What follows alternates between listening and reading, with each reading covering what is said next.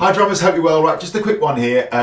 Doing this channel, running this channel as I do, which I absolutely love, the same questions come back to me like a lot, right? A lot. I would say the same sort of 5 to 10 questions come back over and over again. And I've actually made a lot of videos already on this subject, but I really wanted to just put down once and for all my opinion and my perspective on the answer to this question. And this is the question, again, in the sort of top 5, I would say, that I get asked most often. What do I practice? What should I practice on the drums? Now, my opinion, this is just my opinion, but it is based on lots of years, almost 30 years of playing the drums, 20 odd years professionally, I guess, and working with, honestly, thousands of students at this point, seeing people have incredible success, seeing people have pretty good success, and seeing people not have success with it, honestly, as well. This is my opinion. There are 3 things to practice. I refer to these as head, heart, and hands for short.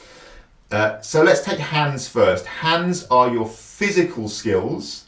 So the things that you need to do to like training your body to make the physical movements that it needs to make to play well on the drums, to play effectively, and to play the things that you want to play. Head, which is understanding, right? Music theory, actually understanding what's going on, wrapping your head around things.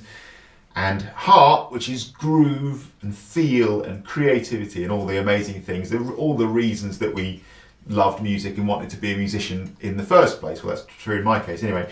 So let's go into those in a little bit more detail. So hands would typically be, certainly on the practice plans that I write for people and the one I've written for myself, hands comes first. That's the first of the 3 areas. And here we're talking about, like I say, physical skills. I always think about a sports person. So a sports person, like a professional rugby player or a footballer, whatever.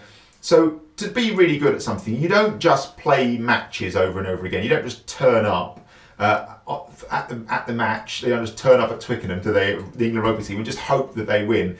They train, they go to the gym, they train, they do all the things that they think about their nutrition, they do all the things they need to do to physically put themselves in a position to play well. And this is exactly how it works on the drums. On the drums, we're talking here about physical drills, drum rudiments on a basic level, single stroke roll, double stroke roll, paradiddle,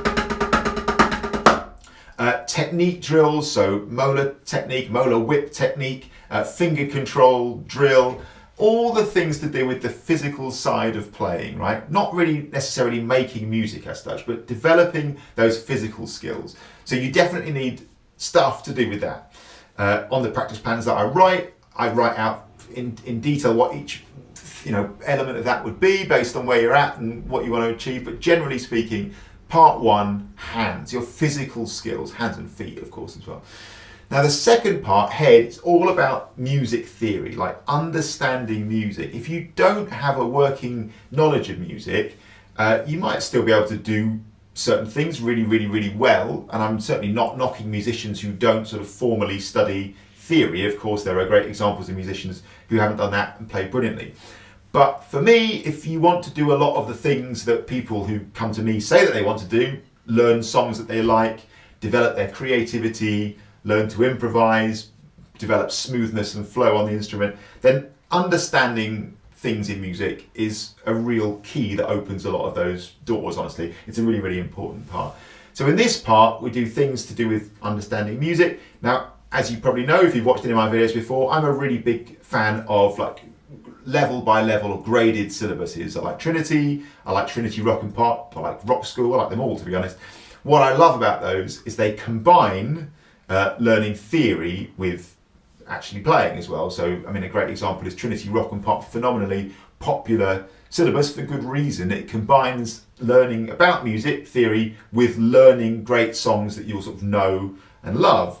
Like I say, I like all the examples, but that's a really good example because you're learning theory, but it's not just dry theory from a book without actually playing. You're learning both those things at the same time. You get to learn songs, and you get to learn, what a quarter note, an eighth note, and a 16th note is, crotchets, quavers, semi-quavers, and all that stuff as well. So that would be the second part.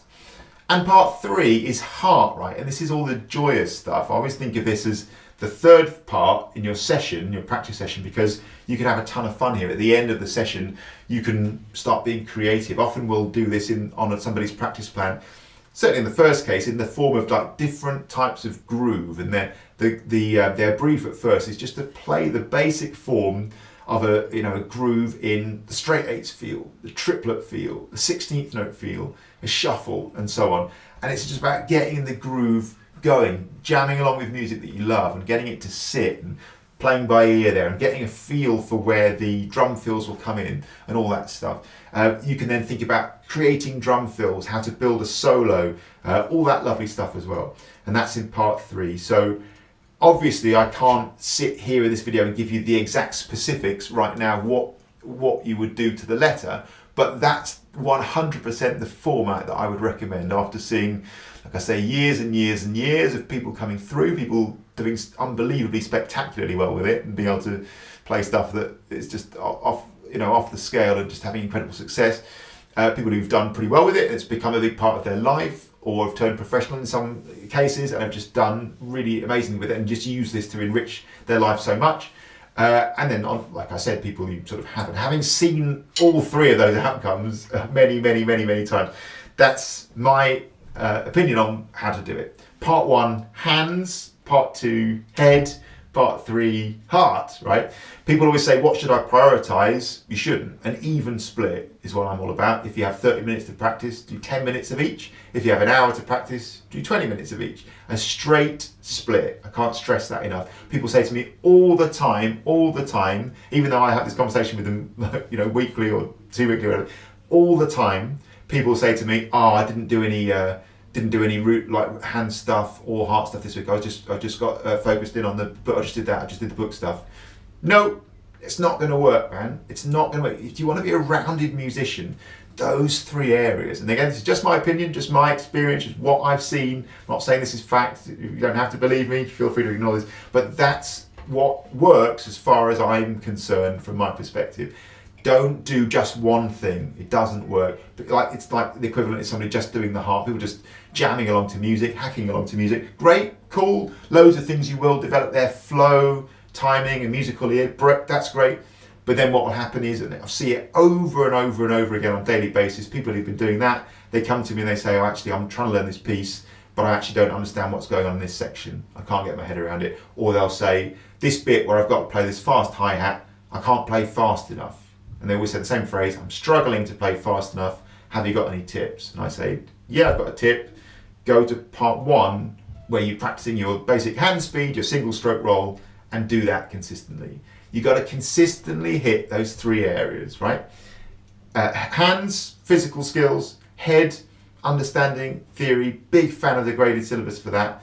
People always ask me, what do I think of grades? I love them. If you're the sort of person who would appreciate a level by level approach, where you get your skills sorted at one level, and then you stand on the shoulders of that for the next level, and you develop in the most efficient way. Love them. Brilliant. Big fan of that. And then the third part, heart, groove, feel, creativity. Now, like I said, I can't give you this exact specifics. For channel members of this channel, I do write practice plans. One of the things that you get, if that's of interest to you as a channel member, is a customized, personalized practice plan based on those 3 areas. So we can check in. In fact, when people join up as a channel member, you can have a complimentary Zoom session, or even a face-to-face if you want to come to Cambridgeshire. Now we can do that again, just about. And we'll talk that through based on exactly where you're at, what you want to achieve. We'll put together a plan for you based on those 3 areas, item by item. That practice plan is exactly what I would recommend practicing for you personally, in the order that I recommend practicing it, right? So then your job is to follow that plan. And it's really interesting to me how we do this with people, and some people do follow that plan, and guess what? Almost always it works spectacularly well, and they do really well with it, and it just becomes this amazing, enjoyable, rewarding thing for them. And man, like seeing people light up when they see it working and they see themselves developing is something else that's absolutely brilliant. And there are people who don't have that, get the plan, then don't follow it, and we see the consequences of not following a plan as well. So that's the first bit, is getting a practice plan that works. Obviously then following it is then, again, that's the challenge. But that's, if like I said, if that's of interest, I'll write you that practice plan, which you can then follow. And then as a channel member, well, then you can have it updated whenever you like. You can then check back in for sessions if you like, and we can add to it as we go along, of course, and build it up. So just to repeat, really, I can't stress this enough, an even split of those three things. So I sort of sound like I'm labelling the point here, but these questions come back to me over and over and over again. So I just want to make it super clear. An even split. Number one, your hands, your physical skills. Number two, your head, your music theory, your understanding. And number three, your heart, your groove and your feel.